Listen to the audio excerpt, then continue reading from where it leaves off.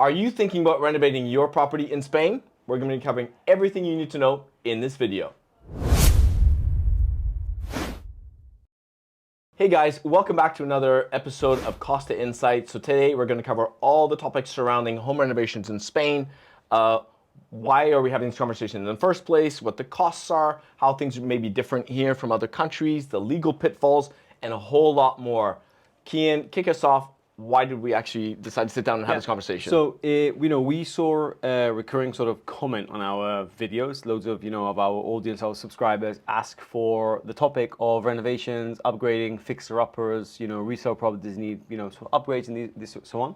So we thought it was a great topic to talk. We never talked about it before on the channel. No, and like myself, like I've, in the early starts of real estate, I also helped clients, renovate properties, supervise projects, and have done several renovations myself, including this office, my house. I've helped clients build from the ground up. So like it's been something which I've done throughout my career, and it results quite so easy to talk about, Yeah. And like something which is quite noticeable in Spain is that like most of the properties which are on the market are actually resale properties, right? So they're going to generally be older than new. With most of the bulk of properties in Spain being built something like 1970s all the way up to 2000s, right? Actually like after the Civil War, 1950, after the Second World War, 1950s, 1970, we had like a boost of property construction through the 80s and 90s. So if you come to market, the big majority of properties at the moment which exist are quite older and don't really satisfy the style, the demands, but not only that, also the energy efficiency sort of levels that people look for today. Yeah. So, it's all great and fine if you're buying new construction, but for a big chunk of the buyers which are not really interested in buying off-plan on the construction or want to buy, for example, something which is in a better location or more central, let's say, typically you have to go older, and that means that if you do go older, you will most probably need to look into buying a fixer-upper or a renovation property. So what would you kind of list as the main differences in renovating properties here versus overseas? I don't know, the UK, Holland. I think fundamentally it's sort of the same. I think it's the practical sort of, the sort of the groundwork that's very different, no? Way you get things, how you do things, the relationship between the contractor and the client. Finding good contractors. Finding good contractors, but I think that's a worldwide thing, right? I don't think there's any country where, it's easy to find good contractors, and Spain is exactly the same thing. But even less so out of your home country where you may not speak the language. I mean, I think that's one of the biggest mistakes people make when they come to Spain is that they don't do their research on the contractor, like, and also might not know like the process of a renovation, and it ends up in sort of a very stressful and frustrating situation. So, okay, Kian, I'm new to the market. I've just bought a property. Where do I get started if I want to go through a renovation process of the property I've just purchased? So I think you first need to understand like, how deep the renovation is going to be, or how, extensive it's going to be, right? So in Spain, we've got two kinds of renovations, right? We've got obras menores and obras mayores, okay? So obras menores, works which are not structural, right? They don't require touching the bones of the house, which is a license it's quite easy to get from the town hall. More cosmetic. No, I mean, you can touch infrastructure, you can touch plumbing, electricity, and so on, that's really fine. Okay. But you don't touch the structure of the house, right? Whereas obra mayor, which is, translates to big works, literally, obras mayor, or big construction, that's something that needs architects' sort of involvement to get the plans approved by the town hall, okay? So like, I think the first step is, okay, it depends if you're looking to buy a apartment versus a villa, right? Why? Because, if you buy an apartment, you also need to sort of adhere to the community standards of renovation. You can't just do whatever you want, right? Inside the property, you can pretty much do whatever you want without touching communal elements such as, pipes and so on. It's very different to a standalone villa where you can literally do whatever you want within the urbanistic parameters of that municipality, right? So I think the first thing is to understand, okay, what kind of property am I buying? Is that property within a community? If it's in a community, what restrictions do I have at the moment of renovating, right? Or upgrading? Like, what can I do? What can I not do? So you need to understand that before you embark on the journey. For example, quick example is, if you live in a community, you can't normally touch windows and exterior facades. You can't paint your terrace a different color. Like there are some things which which you just can't do, and they already exist in the bylaws. It's very easy to check before you buy, right? So that's the first thing. And the next thing is, after we've gone through the communal sort of question, The question is, is this a individual property, individual villa? And in that case, you would just need to not inform the community, unless it's part of a community, which is not always the case. And then you just need to deal with the town hall. But you always need a license. Like, you need a license, and if you're part of a community, you need to inform the community you're starting. So, like, you need a license. Like, you can't start works without a license. That's number one. And how long or how short can it take for licenses to be granted before works can start? So, as short as or as long as what? So the license are always obtained from the municipality in which the property is located. So that's the governing body that will be responsible to issuing that license, right? So if you have a property, for example, in Albacete, in Valencia, in Malaga, if it's in the Malaga municipality, if you're in, for example, in Marbella municipality, you have to go to the Marbella town hall. So it's always the responsibility of the local municipality, right? How long does it take? It depends. If it's a obra mayor, it can take a while, right? Because, when you get, that means you have to do un proyecto, right? Which is a project of the works you have to do. That can be, for example, a property extension, or it can be changing, something around that affects the structure, in which the architect will need to provide a in-depth project showing the exact work to be executed, and then the town hall needs to approve that before you even start executing the works, right? On the other hand, with a license, the obra menor, right? It's where, for example, you're going to change a few things inside, change the floor, change the kitchen, change the bathrooms. Doesn't affect the structure of the property, right? In that case, you do a obra menor, and actually, it's very quick. You can actually do what's called the declaración de responsable, which is basically you declare under your responsibility that what you're going to do fits within the urban permissions, and you can start sort of immediately. You just have to pay the fees, right? Yeah. So in both cases, you pay the fee based on the execution value of the project. So, you will make a list of what's going to happen. You will give an execution value to that construction work, and then you pay the town hall a percentage based on that execution value for both the obra menor, which is the small license, and obra mayor, which is the big license. You said obra mayor can take a while. What does that mean exactly? Depends. It depends. Every town hall is a world. So, It's not the same. Talk about Marbella, which is a disaster, right? Here in Malaga. Then it's talk about, Madrid, or it's talk about Estepona, or it's talk about Albacete. Okay. It depends. Like, I've had cases where asking for a building license for a pool, which needs obra mayor. So everything with concrete and structure is obra mayor, right? And I've had, pool licenses which take up to a year and a half. Yeah. We've had extension licenses, which can take up to a year and a half, or even 2 years. The more complex the property, the worse it is. So if you go into urban centers, you go into Marbella, or you have special facades, or you go, or you want to touch you want to extend the property outwards in the case of a villa, and you have a neighbor next to you, and they need to make sure that the linderos, or the space between neighbors, is respected. That can take a long time, right? But advice for clients out there is, if you buy a property and you're okay with, let's say, without touching structure, and it's just infrastructure in terms of electric, plumbing, moving a few walls inside which are not structural, changing the floors, plastering, painting, redecorating, and windows, all of that falls under obra menor, and a hell of a lot can be done in obra menor. So you don't need to go into obra mayor. You can do a lot in obra menor. Okay. And just before we move on to the next question, in the same topic, would you recommend getting a lawyer involved in order to submit the application for the licenses, or how does that all work? That's all done by someone that's either your engineer, your architect, or the contractor can do it as well. Okay. So when it comes to the bigger license, obra mayor, it will have to be an architect, or any case a technical architect that needs to sign it off. But in the case of the declaración responsable or the obra menor, depending on how it works in each municipality, you can actually do it yourself. You don't even need a architect. You can just do it yourself. Okay. And just one more thing. I suppose this would fall under obra mayor, but if you wanted to do an extension to the property, or add an additional villa on the land, I understand that there's quite a lot of restrictions when it comes to that. In fact, I've heard, I don't know if these are rumors, but they'll do kind of aerial photography of plots of properties over periods of time to make sure that you're not going and building illegally. So it is really, really important that you follow the rules and regulations. Without going into too much depth about urbanistic parameters, is the competencia, or the responsibility of urbanistic planning, is the urbanistic department of each town hall, right? So these stories where you hear people say, oh, I bought an apartment and next year they built in front of me, I lost my sea view, right? Yeah. It's when I hear these stories, you just didn't do your homework. Because what I'm trying to get to is every single piece of land you see in Spain every single one within a municipality has urbanistic parameters, right, that they have to stick to.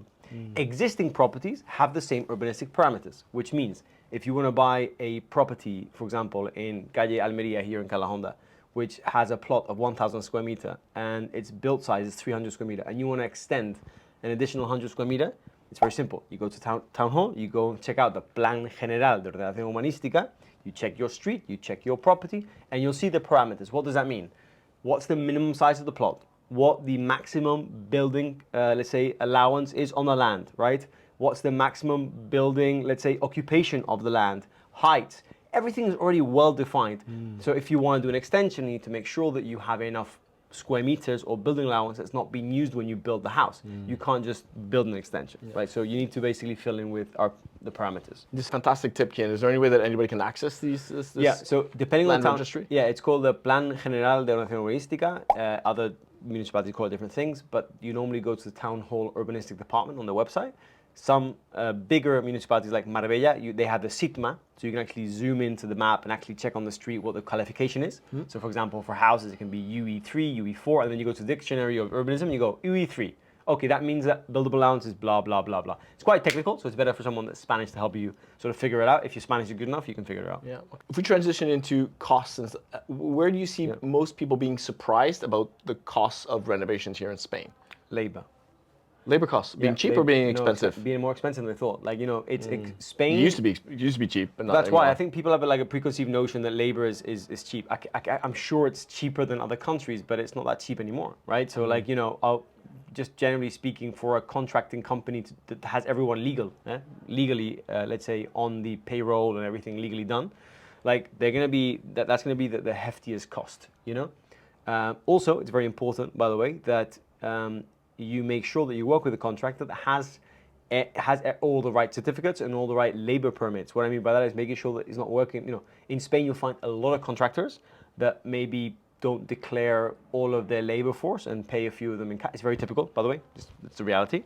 So make sure that you have a company that has everything above board. Because so how would you do that? Would you approach them and say, hey, can you please show me all your documentation before we start? No. Basically, seems like a bit of an awkward approach, no? No, it's not. Because basically, like, first of all, like, depends of the contract. The things, it depends of the work. Like, if you're going to do a massive construction, right, it's part of their contract with you, right? So they have to, their obligations are X, Y, Z, and your obligations are this and the other. When it comes to like changing a bathroom, right, you're just going to sign a quotation. And in that case, like, they are obliged to by law, they are obliged to make sure that the labor force is all sort of above board. But it's always good to sort of, mention to the contractor, hey, I want to make sure that, just ask the question, right? Okay. But in the bigger constructions, there is even like a libro de obra where the architect needs to sign in everyone that goes in and out of the construction site. So it's really difficult to not have everyone above board. Any other costs that people are surprised about? So I think labor, but I think Spain is great for some things when it comes to costs. For example, some materials. We've got some great, when it comes to flooring, like, Spain is a great floor provider. We have in the area of Valencia and Alicante, we have some of the biggest factories. Porcelanosa, our country brand, which is fantastic. But, for example, like you can pick up great big format tiles for like 25, 30 euro per square meter. Top quality, which in other parts of Europe cost you 40, 50. We also have marble quarries not far away. I mean, you see marble everywhere. We've got great carpenters in Spain. We've got very good craftsmen still. But not only that, like also we've got some incredible contractors. Like in Spain has some great contractors. Like if you look at like a macro level, like when it comes to Saudi Arabia building like their train line, they call Spanish companies like OHL, all these massive companies, like the big contractors worldwide are Spanish, right? That means something. So we're very well at coordinating. But of course, zoom into the small towns, and it's very important that you know who you work with. Yeah. But like just to sort of talk about average costs, it depends where you are in Spain and what you're doing. But like, if you wanted to gut a place, right? Or you wanted to build a house from zero. End consumer depends on the area of Spain, super important. It's not the same to build in Marbella than it is in Albacete. And it's not the same to renovate than it is to build from zero. So building from zero, I'll give you a quick example. We renovated an apartment in Liberia myself, right? It was an apartment of about 170 square meter with terraces. And we spent about 150 grand. But that's a gut sort of reno. So basically gutting it all out and, having new plumbing, new electricity. So I normally say that thumb rule is 1,000 euro per square meter if you want to gut it. hey, like, don't get me wrong, you can do a light renovation and spend 200 euro per square meter, 300 euro per square meter. Fine, no problem. But if you want to like rip it out, go to the bones and build it back up, you won't get it cheaper than 1,100 euro square meter. If you do, well done. But that's it. So anyway, if you buy a property which is 150 square meter, right, and you want to gut it, be prepared to spend, let's say, circa 120, 150,000 euros easily. Proper gutting. So like, you know, we did Calhoun collection, right? We can link on this video. And that was, like, let's say, a light touch. Our show home was a light touch because we didn't do any of the other ones that were sold as seen. But in Calhoun collection, we basically went in, changed 2 bathrooms only, did a few changes and didn't spend that much, right? So it was a property of 80 square meter. We spent in the renovation maybe 30 to 40,000 euros. So half that. Yeah. Depends. It really depends. You talked about also building from zero. Well, what did you mean exactly? Like actually From like zero, buying a plot and then land up. Okay. Land up. Can you talk to us about that process as well? Yeah, exactly. So the thing is, it's more time consuming, and it's a lot more in depth. Like a lot more decision making involved, obviously. And in both cases, like my biggest tip for buyers is if you don't have construction knowledge, or technical knowledge, your best friend is a third-party project manager. Like, don't rely on the contractor to do the work, right? Like, if you're not going to be working, like, you need to be like on site every day, making sure that how they're installing, how they're insulating, if the materials are installed as per the supplier's indications, right? And if you don't have that knowledge, you're not going to know. And at the end, it's going to be super frustrating. So, like, have a project manager. It normally costs between 5 and 10% of the construction value. Right, so a contract, for example, in the bigger constructions, they might cost you 1,500 euros a month. But in smaller constructions, for example, a small house that you renovate, 80,000 euros, someone might charge you 3-4 grand to supervise the works, 5%, and that's the best money you can invest. And always having someone which is third party to the contractor, because the contractor is going to tell you everything that's interesting, that's going to benefit his interest, rather than you. And also another tip, by the way, is that if you do have an architect, make sure that there are sort of really defined parties. So one person is the contractor, one person is the architect, one person is the technical architect, and one person is you, right? Sometimes you have 4 figures in a construction. Is that so that there are clear rules of engagement? Exactly. So there's no interests that are misaligned. So basically, like, the contractor works as per the indications of the technical architect works as indication of the architect, and the architect basically, follows your indications. Sounds like you need a project manager to manage the setup of the project management. You do, but I think it's a worldwide thing. Like, I've met clients from all over the world, and like contracting is the same everywhere. Like, people that go, oh yeah, I'm gonna come to Spain and start renovating. Like, yeah, okay, just great. Enthusiasm is great. Like, great. You need the right partners, you need the right mindset, and you also need some patience. If a project is quoted at 100,000 euros, the reality is going to cost you 110, 115,000, right? And if in your mind it was going to take you 6 months, it's going to take you 8-9 months, right? Okay, speaking about that, how do you actually go about sourcing a reliable architect, a reliable project manager, like reliable tradesman? Like, how do you do that? I mean, that's like, because you say you got to find the right people. Where do people go? Like, there's no database of these types of people. No. How do you do it? I mean, So do you with go? contractors, without say, hey, work with an agency like iHomes. Like, how do you actually go about doing that? So my suggestion is, first of all, like, if you have like friends which have had a great experience with a contractor, that's great. Like, if you have first-hand experience, someone can refer, great. If not, it's about basically searching online, coming up with 4 names in each sector, so one architect, builder, and technical architect, and checking their reviews online and having a conversation with them. Would you ask them for referrals, like referrals of past clients that they work with that you could maybe it's not common. It's not common, but normally you'd sort of gauge between what you see online. They'll show you works that they've done. It's not uncommon, for example, for a contractor to go, hey, do you want to see what I've done? Come and check this out, and they'll take you to a house that they've done for another client. Maybe you have the opportunity to speak to other client. In terms of areas on the Costa del Sol where you see the greatest opportunities for buying a property, renovating, and maybe seeing a good return on investment, where would you see are certain hotspots right now, this very moment? Okay, so we have a very interesting question. Like, there are some areas which are saturated, right? So now zooming from Spain into our market, no? Yeah. Our market being obviously the Costa del Sol. Sol. Yeah. So in our Costa del Sol, like there are some markets which are super saturated, right? And there are markets which are now an opportunity. And the way I see it, my opinion at least, is the areas of Nueva Andalucía is hyper saturated, right? What's happened is you have areas which have a lot of older product, but very well located, and people want prime properties into these locations. So a lot of developers have entered the market, renovated, and sold at a premium. And that's really shaped basically all of La Quinta, all of Andalucía, some parts of Estepona. That trend is now starting in Fuengirola. We've partnered up with a developer which is doing 2 apartments in Fuengirola, which we're going to bring to market now. Super high product in an area that has very old property, so we're bringing super high quality new product to the market. And I think the next few years we're going to see a boom of renovated properties or key-ready renovated properties in the areas of East Marbella, specifically Elviria. I think the future is going to be very bright for Elviria as a suburb, and Calahonda, areas like Calahonda, that have, where our office is located. Yeah, actually. I think it needs to be a good mix of stock, not too old, not too new, a local community, a local resident community, good commercial sort of defined areas, and a good absorption rate, which, at the moment, Calahonda and Elviria, what I mean by absorption rate is they have a good sort of traction of constant sales. Like, if you throw product to the market just absorbs it very easily. Speaking of that, good segue into my next question, which is about like the types of properties that you would see are the best candidates for renovating if people are looking for a good return. So I think that the cleanest properties are the properties, in my experience, built from the year 2005 all the way until just the crisis, 2004 to 2008. That's very specific. You know why? No. Because the buildings were a lot better. So like if you go into like 1970 buildings, like energy efficiency is terrible. Like the insulation is terrible. Like you don't have, for example, the buffer chambers in the walls. Like the air chambers. Like so after the year 2000, Spain started building a lot. Well, not all developments. Like some developments were built terribly, right?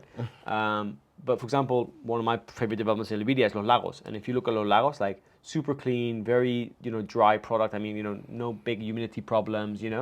And they're very easy to renovate. They haven't got strange columns in the middle of the hallways and stuff like that. When you go to older property, you have more problems like that, right? It's a bit more awkward when it comes to distribution. And by the way, another great tip for people which are entering market for a bigger renovation, your best ally, rather than an architect, is in a good interior designer. I think you start with the interior designer when it comes to renovation projects, and then you go to the contract. Sometimes you don't need an architect if it's obra menor, just a good interior designer, a good, someone that can help you with the layout, that'll be enough. In terms of property types that we might, kind of identify as better opportunities than others, you mentioned years. Okay, that's great. What about the actual types of properties, apartments versus villas, townhouses? What? In our experience, the more space, the more problems. So, like it's not the same to buy an 80 square meter apartment he's renovating. It's going to be super clean and easy, right? If you go into like detached properties, you're going to have a lot more problems. Obviously, you have roofs, you have more leaks, you have pools, you have gardens. So like, bigger external problems become, problems a lot faster, depending on the case. But it depends. I mean, sometimes it depends on also how well the property's being kept and how well it was originally built. Because I mean, I've seen some properties built in the 80s, in the 70s, which are phenomenal. Just need some paint and some new doors and off to go. Kian, we've touched a little earlier on kind of the legal permissions needed before starting work, but are there stricter rules and regulations in certain areas versus others? Here specifically on the Costa del Sol? Yeah, I mean, like, you can't renovate every single property, No, but also, sometimes I think we've talked about renovating certain properties, or people have asked us and you say, well, like if it's in Marbella, forget about it. But if you're in Mijas, maybe your chance of getting it approved may be easier. It's not forget about it. It's just like arm yourself with patience, because it's going to take you a hell of a lot of time to get the building license if it's a property getting built from the ground up, or even to get the obra mayor. It's just going to take a long time, and it's actually it's very frustrating. If you were to rank the different municipalities, the bigger ones, needing to arm yourself with patience versus things will happen a lot more quickly, how would you be able to give it a ranking order? So we talked about it in one of our previous videos, and for without knowing how it works in other municipalities of Spain, because we're based in La Costa del Sol, Estepona is great, and Benavides is great. Marbella is terrible, Mijas is terrible. It's as simple as that. Okay. Terrible. Can people run into trouble with community rules and neighbors when it comes to renovation? Totally. Like, people don't realize how powerful communities can be. And like, you need to basically understand very well what communities allow and don't allow. So like, From the bylaws specifically. Right? from the bylaws, exactly. But for example, I've had clients that have spent 20,000 euros on glass curtains, which are these curtains, like the accordion curtains on terraces, right? And because it was a massive terrace, because no one else had them installed. And in the bylaws, it was agreed that you could install glass curtains, but they got the wrong color profile for the aluminium. Oh, you got to be kidding me. Yeah. So basically, like the community was not flexible at all, and said no, it has to go. You couldn't. So they had to tear the whole thing down. All gone. Yeah. All gone. They could have just sent an email. Like the best thing is send an email to the community, put the supplier in copy, saying, hey, these are the people doing my glass curtains, right? Can you please confirm the color coding the community has? Communities have color coding on awnings. You can't just buy any awning. You know the awnings, right? You need to have awnings which have a RAL color, un color RAL, which basically is the community color of the community. Glass curtains, the aluminum profile is the same thing. Your windows, for example. I mean, I understand you have to standardize look and feel. Otherwise, everybody had different color. Like, Exactly. Exactly. Like a bit like a hideous rainbow. I'll give you an idea. Like we've renovated properties where the community say that the windows on the outside, obviously they're white, but it's not. They can't say anything about the inside. So we've had windows where the outside looks white, it is white, and the inside, because we want the modern feel, when you look from the inside out, they look black, and then when you're outside in, they look white. So there's always ways around it. Do you think buying properties and renovating them on the Costa del Sol is a good move? Yeah, if you have the right partners. Simple as that. Like, you have the right partners. No Find the right property, get the right partners. Yeah. And buy the property at the right price. Yeah, and also like it's not like construction is work. So like people go, like the dream coming to Costa del Sol, I'm gonna renovate properties. Like, expect a few headaches. Like, it is what it is. And if you don't want a headache, don't buy a property to renovate. Like, it's as simple as that. Like clients of ours, I've experienced clients get really stressed, and it's like, yeah, what did you expect? Like, even if you have a good contractor, during construction, there's always problems. Like, construction is a problem, So like, arm yourself with patience, and know that you're gonna go in, you're gonna be hitting problems, and your attitude needs to be right to sort of hit those problems head on, and be patient and have the right partners, and you'll be fine. I think you'll have a funny story to tell. I think, well, speaking of which, our team member Ian, I know he bought a property in Venezuela. I know that it took longer than he expected, and it cost a lot more than he expected. So I think that those are two other things. He expected to take longer and potentially maybe add a bit of a buffer on the budget. It's exactly what I just said. But you know what? I think we definitely need to have on the channel talking about it. Kian, I'd like to thank you again for your insights. No problem. On renovating property on the Costa del Sol. Guys, first of all, we'd like to thank you very much for putting this topic to our attention. And as always, if there are any other topics you'd like us to discuss, have active discussion on the channel with experts or otherwise, do let us know in the comments. We'd love to kind of bring those up onto the channel. And if you're not already subscribed to the channel, please do so. Like the video, it helps. And until next time, thank you so much. Take care, guys. Hasta luego. Hasta luego.